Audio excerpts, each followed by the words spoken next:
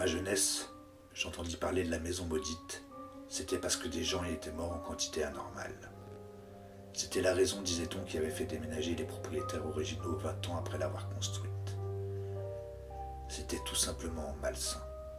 Peut-être à cause de l'humidité, de ces moisissures qui proliféraient dans la cave et de cette odeur maladive générale, des courants d'air dans les couloirs ou bien de la qualité de l'eau qu'on y pompait. Personne n'avait jamais pour autant, dans la part la plus solide de la communauté, considéré la maison comme hantée, de quelque façon que ce soit.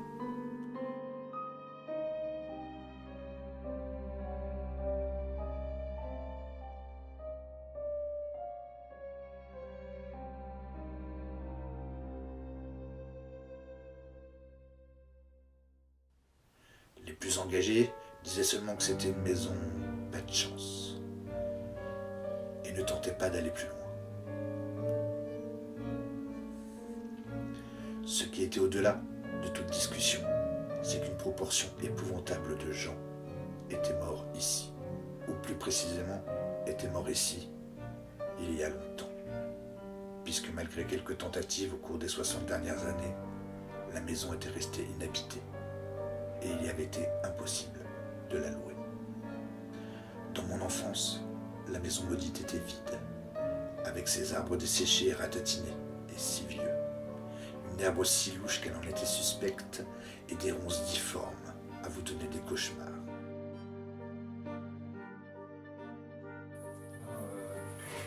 Bonsoir. Là, on se retrouve en petite enquête. On est deux enquêteurs. Donc, je suis avec Alexis. On est dans une maison abandonnée qui a la particularité, il y a encore tout, enfin, tous les meubles ont disparu, tout a été détruit, mais on trouve encore des jouets, on trouve encore des objets plutôt intimes. Donc on n'a aucune information sur cette maison, on ne sait pas ce qui s'est passé. Normalement c'est plutôt intriguant. Donc on va essayer de faire une enquête plutôt tranquille. On va essayer de la bienveillance. On va voir ce qui se passe dans cette maison. Ça se trouve, il ne se passe rien. C'est les aléas des enquêtes paranormales.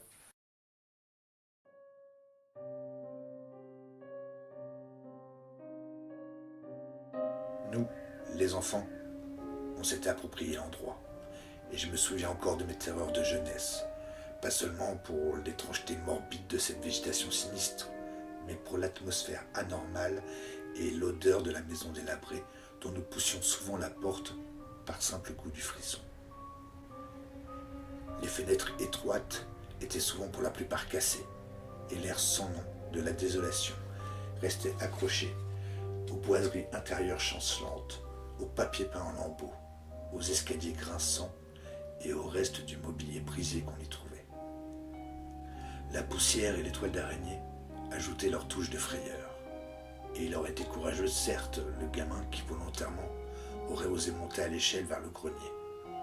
Vaste espace mansardé, éclairé seulement par la lueur d'une lucarne au bout du pignon, et rempli d'une masse de décombres tels des coffres, des chaises rouées qu'une suite infinie d'années aurait enseveli et orné pour en faire une forme monstrueuse et diabolique.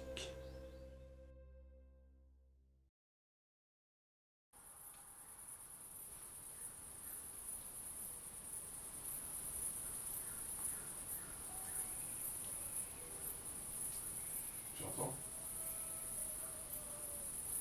Ouais.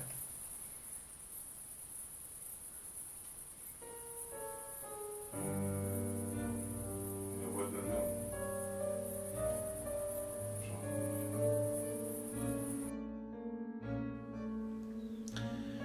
Mais après tout, le grenier n'était pas le plus terrible endroit de la maison. C'était la cave, froide et humide, qui exerçait sur nous la plus forte répulsion. Il y avait aussi cette chose, plus subtile, que souvent nous pensions avoir détectée. Une chose très étrange, mais certainement la plus subjective. Je parle d'une sorte de nuage blanchâtre sur le sol poussiéreux. Une vague très variable de dépôts de moisis ou de salpêtre, dont parfois nous trouvions la trace parmi les moisissures clairsemées devant la gigantesque cheminée qui servait de cuisine. Une fois, cela nous avait frappés.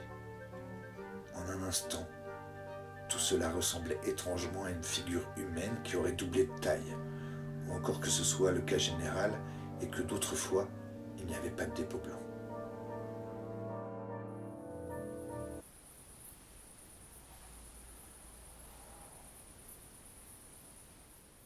Entendu?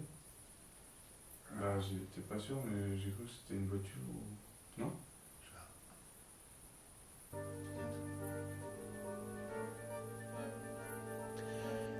Une fois adulte, je me prenais à visiter le lieu maudit avec une fréquence grandissante, étudiant la végétation malsaine du jardin, examinant les murs des fondations et scrutant chaque pouce carré du sol de terre de la cave. Je remis en état la serrure de la porte, préférant disposer d'un accès direct à l'extérieur plutôt que de passer par l'escalier noir, le vestibule et la porte de devant, ici où la morbidité menaçait plus épaissément.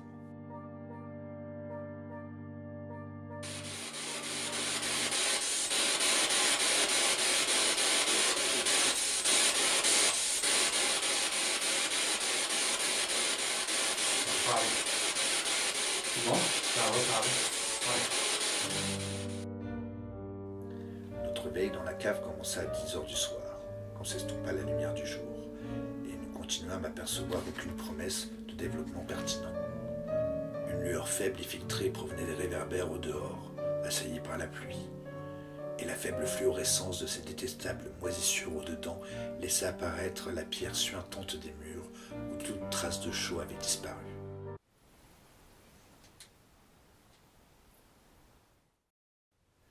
Je m'étais étendu, à l'écart du fauteuil de mon oncle.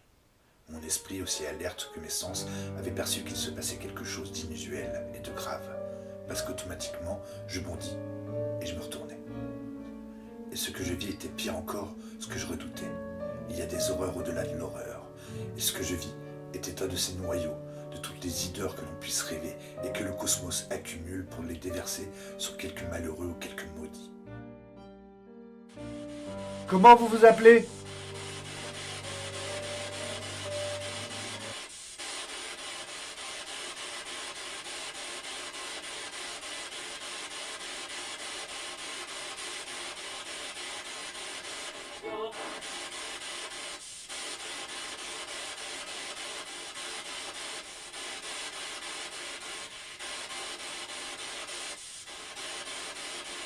On n'a pas bien compris. Est-ce que vous pouvez répéter, s'il vous plaît?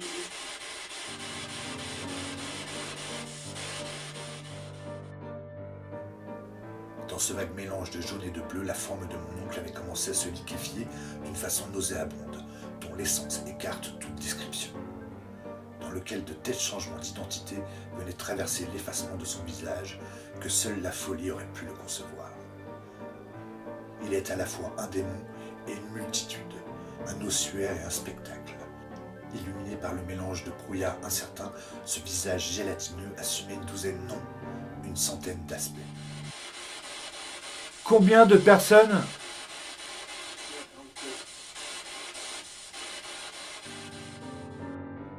C'était effrayant, au-delà de toute conception. À la fin, avec un curieux mélange de visages d'enfants et de domestiques, oscillant à ras du sol moisi où une flaque verte graisseuse s'étalait. Il me semblait alors que ces visages mouvants se combattaient les uns les autres et s'efforçaient de former les contours correspondant à ceux du visage si aimable de mon oncle. Et vos enfants, ils s'appelaient comment? Je préférais penser qu'il vivait encore à ce moment-là, ou qu'il essayait de m'enjoindre de partir. Il me sembla que d'un hoquet à travers ma gorge desséchée, je lui lançais un adieu, tout en plongeant vers la rue, et qu'un mince ruisseau de graisse s'efforçait de me suivre, vers la porte jusqu'au trottoir ruisselant de pluie.